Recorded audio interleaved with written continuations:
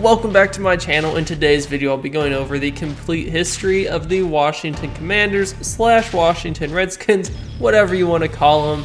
And of course, this will include all the highs of Super Bowl victories and Hall of Fame players and the lows of a list of terrible NFL owners. Before I get into the video, I don't have any sponsors, unfortunately, so if you could please like and subscribe to my channel for more NFL content, but here we go.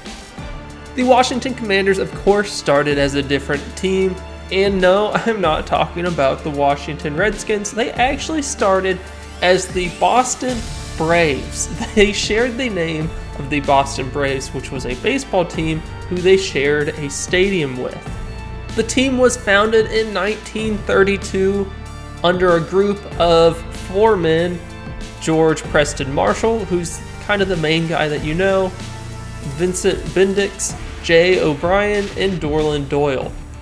After the first year, the team had lost $46,000, or equivalent of over $1 million in today's money, and three of the owners dropped out. They said, actually, I don't want this team, and that just left Marshall to be the sole owner of the team for over 3 decades.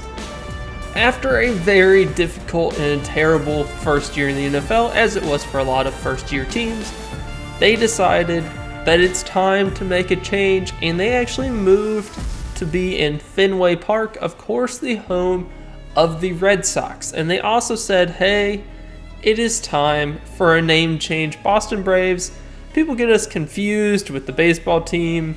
I don't know, we need to change things up. And Marshall, the owner of the team, came up with the Redskins. He claimed this was to honor William Henry Dietz, who was the coach of the team and was, or at least claimed to have, Native American ancestry. Whether that's true or not, a little iffy, because later on we will see that Marshall does have some racist tendencies with a huge fight to remain segregated. So it's a little up for debate.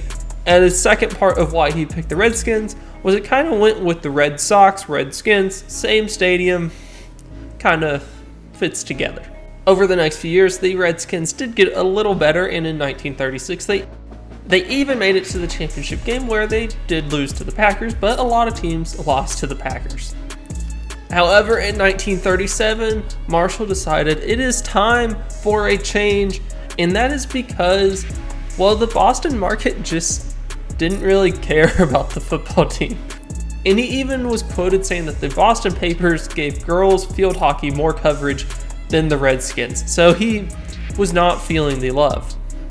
So in 1937, they moved to Washington, D.C., and they decided to change a few other things up to try to gain popularity. One thing was they added a marching band, so they're one of 2 NFL teams with a marching band, the other's the Ravens. And they did this because the college football fandom across the country was so much bigger than the pros, and they were like, hey, what's one thing that the college people do? Marching band. So there we go. And I kind of like that. He also added the fight song Hail to the Redskins, and there was a bit more interesting history with that song if you want to check out my Cowboys history recap. The changes off the field did work. They brought in a lot of fans, but there were also some big changes on the field. This is centered around the drafting of NFL Hall of Famer Sammy Baugh. So I might say his name wrong, but I'm probably close-ish. And he was a really excellent, one of the all-time greats in the history of the NFL. One of the great things about Sammy Baugh, not only was he a really good quarterback, but he was also one of the best punters in the NFL and was also a safety, all-around all-star. And there was one year, 1940, where he led the NFL in completion percentage and punting yards at the same time. That's just a great stat. And in this year, bringing in Sammy Baugh, bringing in the passing offense, new city, they did go on to win their first NFL championship over the Bears. This was not a one-hit wonder for the Redskins. They did remain a solid NFL team in the coming years.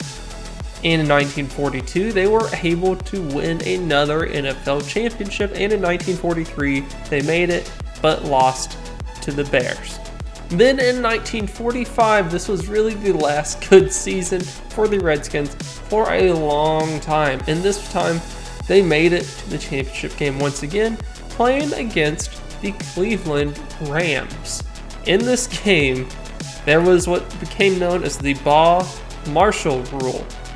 Back in this time, as you may know, the field goal post was on the goal line, not at the back of the end zone. While this is dangerous, it also caused some more controversy. Sammy Baugh had the ball at like the 5-yard line, their own 5-yard line, and he went back to pass the ball. He went back behind the goalpost, threw a pass, a forward pass, and it hit the goalpost. At the time, the rule was if a forward pass hits your own goalpost, it's a safety. So even though he threw it forward towards the receiver, it hit the goalpost, it was a safety. This was the difference in the game, and this caused the Redskins to lose the championship. So, fun fact, they changed it later that year. In 1950, while the team was struggling on the field, Marshall, the owner, did make some big moves to try to grow the popularity of the team. The first thing is that he's made a deal with American Oil Company to broadcast all the Redskins games on TV. This was one of the first times that had ever happened. They also had a radio deal to do that as well, which broadcasted the games throughout the southern United States. This is part of what led to the Redskins being known as the team of the South. Even though they were in DC, they had the market for the southern United States because at the time there were no teams in the South. So they just kind of happened to adopt the fandom of all the states such as Alabama, Georgia, and Mississippi, and so on. Just what you think of as the South. Those were Redskin teams at the time. In the 50s and 60s, to be honest, the team really struggled, and then they reached arguably the biggest controversy in the history of the team that is not talked about. This was the integration controversy. So all the other teams around the NFL had integrated. They had allowed black players to join the teams, and so on. This was kind of happening in the 60s with the civil rights movement. The Redskins were the last team to allow it, and they only allowed it after the federal government said they were going to get involved pretty soon and were going to kick them out of their stadium because the government owned the stadium. So they said, hey, if you are not integrated, you're not going to play on one of my fields. After all of this pressure, Marshall backed down and started drafting black players, essentially. But it is worth noting, this was not his choice, and this is just the first, or one of the first examples of a bad Redskins owner.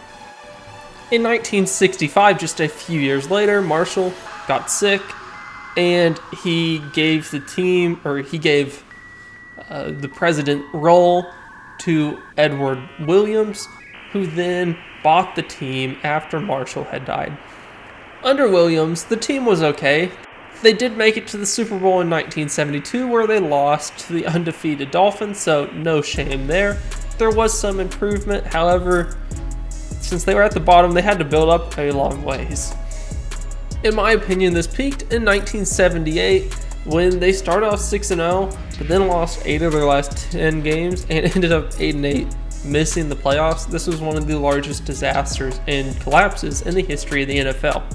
Then in the late 70s, this is when things started to get good, especially the early 80s. The ownership was transferred over to Jack Kent Cooke, who bought the team, and most importantly, of course, on the field or on the sideline, Joe Gibbs, one of the greatest head coaches in the history of the NFL, became their head coach, and everything changed almost instantly. He became the head coach in 81. They went 8-8. That's okay, especially since they started out 0-5. But in 82, the team absolutely exploded. This was due to a mixture of mainly, I would say, 2 different groups and the quarterback of Joe Theismann. So one group, the most famous Redskins group, is the Hogs. This was the nickname for their offensive line, who was just an extremely dominant offensive line. And then the second group, not as well known, but the Smurfs. And this was what their wide receivers were called, or at least called by some apparently. And that was because they had 3 wide receivers that were all 5'10" or shorter, with the shortest being only 5'7". Although they were short, they were pretty good. I think they were also nicknamed the Fun Bunch, but I prefer the Smurfs. And this ended with the Redskins getting their revenge, beating the Dolphins 27-17 in the Super Bowl, winning the Redskins' first Super Bowl.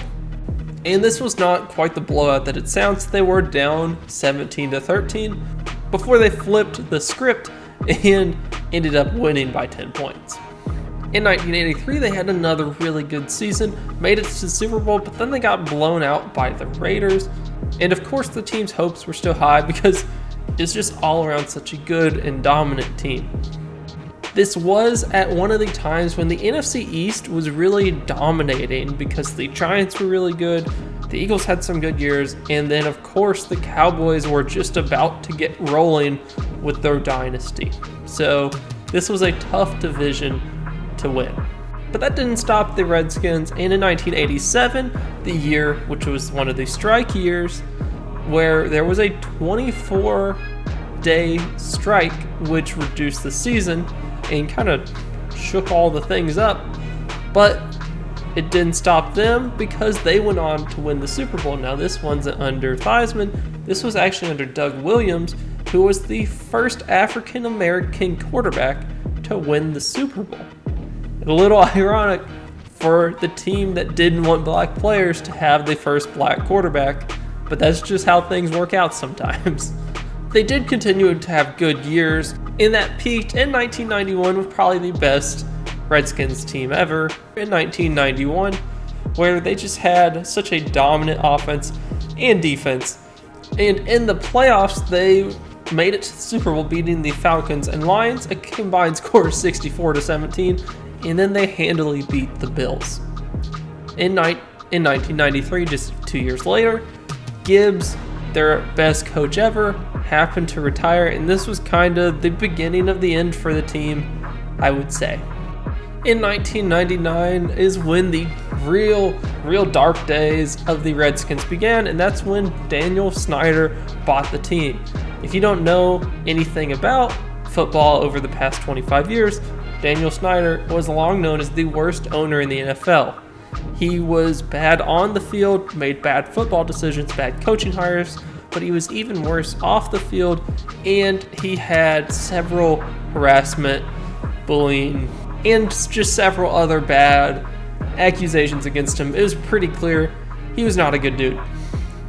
This kind of reached its peak in 2023 when sponsors finally started backing out of the team.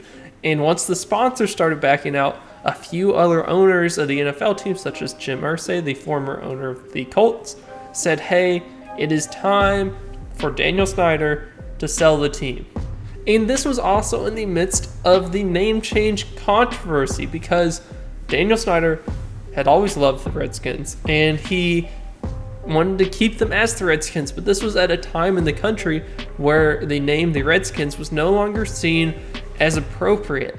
So after a few sponsors pulled out, he decided, okay, I guess I'll change the name. But he actually had not decided what to change the name to yet. That's really unfortunate. And for 1 year, they became the Washington football team. So that was just such a disaster, even though it does have a little bit of a ring to it. I didn't hate it, but their uniforms were extremely bland, in my opinion. The following year, they did, I guess, get it together and became the Washington Commanders, even though I do kind of hate the name. And this is extremely similar to the Washington Commandos, who were the Washington, D.C. arena football team several years ago. So that's another little funny coincidence. In my opinion, I think I just went with like the Hogs or something like that. It goes back to the team history. You keep the same colors, something like that, or something better than the Commanders. But that's what they went with, and it appears to be here to stay. In 2023, Daniel Snyder finally sold the team, and even though he was a bad owner, he did get a boatload of money. And the new owners come in, and almost instantly the team has gotten better. Everything has changed, and the team now appears to have an extremely bright future and is finally getting a new stadium that they have needed for a long time. So that's kind of my recap on the team. I know I did kind of skip over a few things, such as Sean Taylor and just all the ins and outs of each season, but I was trying to condense this video as much as I could while hitting all the most important parts of the team history. If you like the video, subscribe, like, leave a comment down below, and I'll see you later.